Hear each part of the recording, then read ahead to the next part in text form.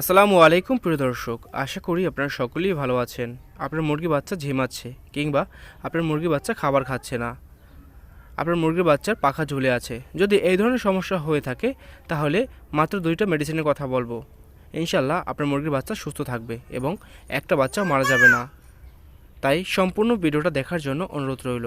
প্রথমে আপনাকে first bed একটা মেডিসিন নিতে হবে এবং সেই সাথে যোগ করতে হবে ইরাপ্রিম বেড দিতে পারেন। তারপরে ভাতের সাথে কিংবা ভুসির সাথে ভালোভাবে মেশাতে হবে, যাতে খাবারগুলো ভাতের সাথে ভালোভাবে মিশে যায় সেভাবে মাখাতে হবে।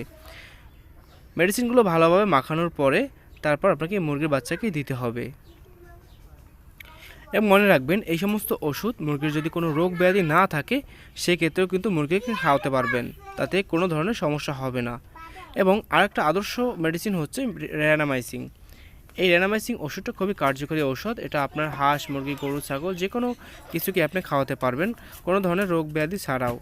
এটা কোনো ধরনের পার্শ্ব প্রতিক্রিয়া নেই, কোনো ক্ষতি করবে না, বরঞ্চ আপনার হাঁস মুরগির ভালো করবে। আমার এখানে দেশি মুরগির বাচ্চা ছিল প্রায় 40 পিসের মতো।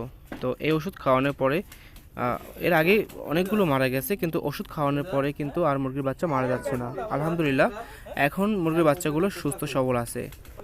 মুরগির বাচ্চা ফোটার পরে যে করণীয় সেটা হচ্ছে আপনাকে অবশ্যই লেবুর পানি দিয়ে বা আপনাকে কোনো স্যালাইন জাতীয় খাবার দিতে হবে, তাতে মুরগির বাচ্চা সুস্থ থাকে। কারণ মুরগির বাচ্চা ফোটার পরে অনেক সময় বাচ্চা অসুস্থ বা ক্লান্ত থাকে। যখন আপনি মুরগির বাচ্চাকে স্যালাইন বা লেবুর পানি মিশিয়ে খাওয়াবেন তখন মুরগির বাচ্চা এনার্জি ফিরে পাবে এবং মারা যাবে না, সুস্থ থাকবে। তাই এই বিষয়গুলো মাথায় রাখবেন।